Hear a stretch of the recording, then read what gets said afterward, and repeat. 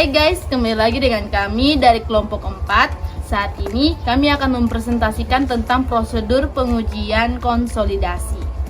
Dalam pengujian konsolidasi ini ada tujuan, yaitu pengujian ini dimaksudkan untuk menentukan besarnya pengembangan atau penurunan yang terjadi pada benda uji akibat vertikal atau aksial yang telah ditentukan, atau untuk menentukan besarnya tekanan vertikal yang diperlukan supaya tidak terjadi perubahan volume dari benda uji yang dibebani secara vertikal dan tidak bergerak ke arah lateral atau ke samping.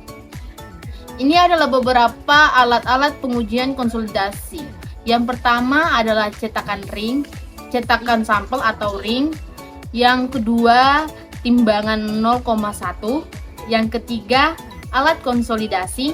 Yang keempat, oven. Yang kelima, extruder. Yang keenam, tabung sampel. Yang ketujuh, spatula atau alat pemotong. Dan yang terakhir, 8 alat dial deformasi. Selanjutnya, untuk prosedur pengujiannya akan dijelaskan oleh teman saya. Prosedur pengujian yang pertama yaitu ukur tinggi dan diameter dari ring, kemudian timbang berat ring dengan timbangan ketelitian 0,1 gram. Yang kedua, keluarkan sampel tanah dari tabung menggunakan extruder, kemudian masukkan tanah ke dalam ring dengan hati-hati, kemudian ratakan dengan menggunakan alat pemotong. Yang ketiga, tanah beserta ring tersebut ditimbang dengan timbangan ketelitian 0,1 gram. Yang kelima yaitu tempatkan batu pori pada bagian atas dan bawah ring sehingga contoh tanah yang sudah dilapisi kertas pori terapit oleh kedua batu pori. Kemudian masukkan ke dalam sel konsolidasi. Kemudian yang selanjutnya teman-teman, pasang plat konsentrator pada batu pori ya teman-teman.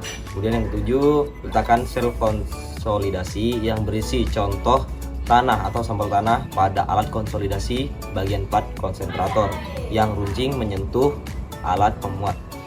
Kemudian yang kedelapan, aturlah kedudukan arloji pengukur penurunan, kemudian dibaca dan dicatat ya teman-teman.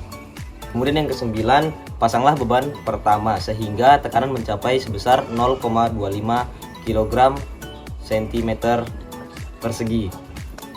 Lakukan pembacaan pada detik ke-6, 15, 30 dan pada menit ke-1, 2, 4, 8, 15, 30, 60, 90, 120, 180, 330, 420, 1440 setelah beban dipasang sesudah pembacaan 1 menit konsolidasi diisi air teman-teman.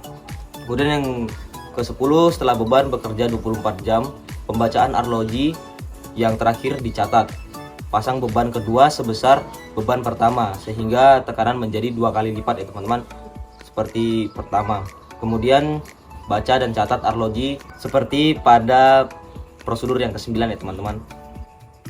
Baik, untuk yang selanjutnya yaitu kita mengulangi prosedur yang ke-9 dan ke-10 untuk beban-beban yang selanjutnya. Kemudian contoh tanah diberi beban-beban mulai dari 1/4 kilo, kemudian 1 kilo, terus 1,5 kilo, terus 2 kilo, 4 kilo, 8 kilo, dan seterusnya dengan memperhatikan LIR atau Load Improvement Theto sama dengan 1. Kemudian besarnya beban maksimum yang diberikan tergantung pada tegangan yang akan bekerja pada lapisan tanah tersebut.